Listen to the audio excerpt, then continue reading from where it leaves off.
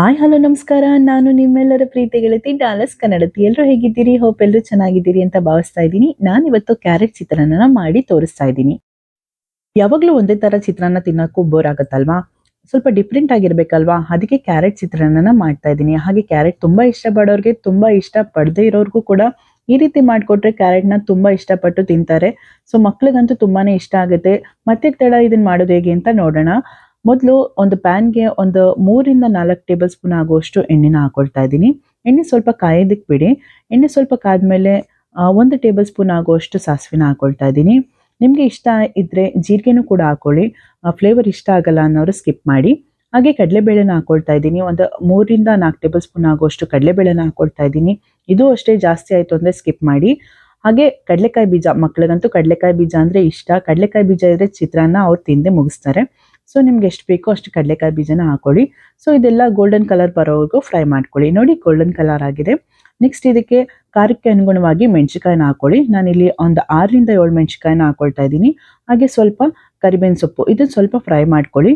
ನಾನಿಲ್ಲಿ ಮಾಡಿ ತೋರಿಸೋ ಅಳತೆ ಒಂದು 4ರಿಂದ 5 ಜನಕ್ಕೆ ಆಗುವಷ್ಟು ಚಿತ್ರಾನ್ನದ ಹುಳಿನ ಮಾಡಿ ತೋರಿಸ್ತಾ ಇದ್ದೀನಿ. ಹಾಗೆ ಒಂದು ದೊಡ್ಡ ಗಾತ್ರದ ಈರುಳ್ಳಿನ ಈ ರೀತಿ ಕಟ್ ಮಾಡಿ ಇಟ್ಕೊಂಡಿರೋದನ್ನ ಹಾಕೊಂಡು ಫ್ರೈ ಮಾಡ್ಕೊಳ್ಳಿ.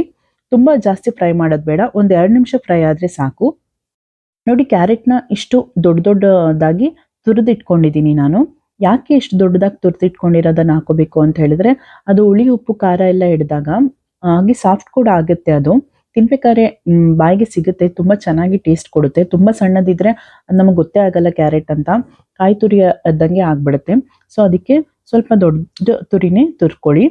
ಸೊ ಇವಾಗ ಇದಕ್ಕೆ ಸ್ವಲ್ಪ ಫ್ರೈ ಆದಮೇಲೆ ಬಣ್ಣಕ್ಕಾಗಿ ಅರಿಶಿಣದ ಪುಡಿನ ಹಾಕೊಳ್ತಾ ಇದ್ದೀನಿ. ಒಂದು 1/4ರಿಂದ ಅರ್ಧ ಟೇಬಲ್ ಸ್ಪೂನ್ ಹಾಕೊಳ್ಳಿ. ಹಾಗೆ ರುಚಿಗೆ ತಕ್ಕಷ್ಟು ಉಪ್ಪನ್ನು ಹಾಕೊಳ್ತಾ ಇದ್ದೀನಿ. ಒಂದು 2 ಟೇಬಲ್ ಸ್ಪೂನ್ ಅಷ್ಟು ಹಾಕೊಳ್ಳಿ. ಬೇಕಿದ್ರೆ ನೋಡಿಕೊಂಡು ರುಚಿ ಹಾಕೊಂಡ್ರಾಯ್ತು. ಸೊ ಇವಾಗ ಇದಿಷ್ಟನ್ನು ಹಾಕೊಂಡು ಸ್ವಲ್ಪ ಫ್ರೈ ಮಾಡ್ಕೊಳ್ತಾ ಇದ್ದೀನಿ. ಕ್ಯಾರೆಟ್ ಸ್ವಲ್ಪ ಸಾಫ್ಟ್ ಆಗೋ ತನಕ ಈ ಥರ ನೀಟಾಗಿ ಫ್ರೈ ಮಾಡ್ಕೋಬೇಕು. ನೋಡಿ ಕ್ಯಾರೆಟ್ ಎಲ್ಲ ನೀಟಾಗಿ ಫ್ರೈ ಆಗ್ತಾ ಇದೆ. ಇದಕ್ಕೆ ಇನ್ನು ಸ್ವಲ್ಪ ಉಪ್ಪು ಬೇಕು ಅಂತ ಅನಿಸ್ತು, ಹಾಗಾಗಿ ನಾನು ಸ್ವಲ್ಪ ಉಪ್ಪನ್ನ ಆ್ಯಡ್ ಮಾಡ್ಕೊಳ್ತಾ ಇದ್ದೀನಿ. ನೀವು ನೋಡಿಕೊಂಡು ಆ್ಯಡ್ ಮಾಡ್ಕೊಳ್ಳಿ. ಹಾಗೆ ಕಡೆಯಲ್ಲಿ ಸ್ವಲ್ಪ ಕಾಯಿ ತುರಿನ ಹಾಕೊಳ್ತಾ ಇದ್ದೀನಿ. ನೋಡಿ ಕಾಯಿ ತುರಿನ ಹಾಕೊಳ್ತಾ ಇದ್ದೀನಿ, ಒಳ್ಳೆ ಟೇಸ್ಟ್ ಬರುತ್ತೆ. ಹಾಗೆ ಕಟ್ ಮಾಡಿ ಇಟ್ಕೊಂಡಿರೋವಂಥ ಕೊತ್ತಂಬರಿ ಸೊಪ್ಪನ್ನ ಹಾಕೊಳ್ತಾ ಇದ್ದೀನಿ. ಸೊ ಇದೆಲ್ಲ ಹಾಕ್ಕೊಂಡು ಒಂದು ನೀಟಾಗಿ ಮಿಕ್ಸ್ನ ಕೊಟ್ಕೊಳ್ಳಿ.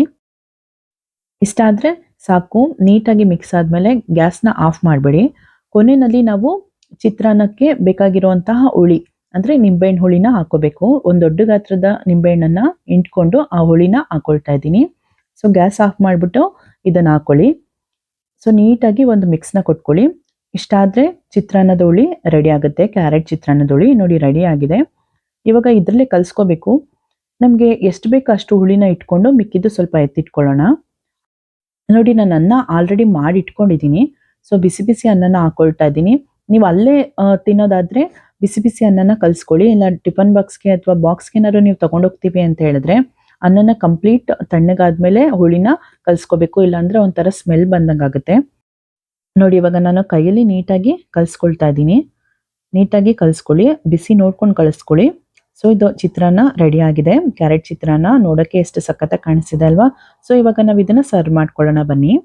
ನೋಡಿ ನಾನೊಂದು ಪ್ಲೇಟನ್ನು ಇಟ್ಕೊಂಡು ಕ್ಯಾರೆಟ್ ಚಿತ್ರಾನ್ನನ ಸರ್ವ್ ಮಾಡ್ಕೊಳ್ತಾ ಇದ್ದೀನಿ. ರುಚಿಕರವಾದಂತಹ ಕ್ಯಾರೆಟ್ ಚಿತ್ರಾನ್ನ, ಆರೋಗ್ಯಕ್ಕೆ ಒಳ್ಳೆಯದಾಗಿರುವಂತಹ ತರಕಾರಿಗಳಲ್ಲಿ ಕ್ಯಾರೆಟ್ ಕೂಡ ಒಂದು. ಸೊ ಮಕ್ಕಳಿಗೆ ಕ್ಯಾರೆಟ್ನ ಹೇಗಪ್ಪ ತಿನ್ನಿಸೋದು ಅಂತ ನೋಡ್ತಿರೋರಿಗೆ, ಕಾಯ್ತಿರೋರಿಗೆ ಇದು ಬೆಸ್ಟ್ ಅಂತಲೇ ಹೇಳ್ಬೋದು. ಸೊ ಇವಾಗ ಇದು ರೆಡಿ ಆಗಿದೆ. ಟೇಸ್ಟ್ ಮಾಡಿ ನೋಡೋಣ ಬನ್ನಿ. ನೋಡ್ತಾ ಇದ್ರೆ ಪ್ಲೇಟೆಲ್ಲ ಖಾಲಿ ಮಾಡಬೇಕು ಅನಿಸ್ತಾ ಇದೆ ಅಲ್ಲ?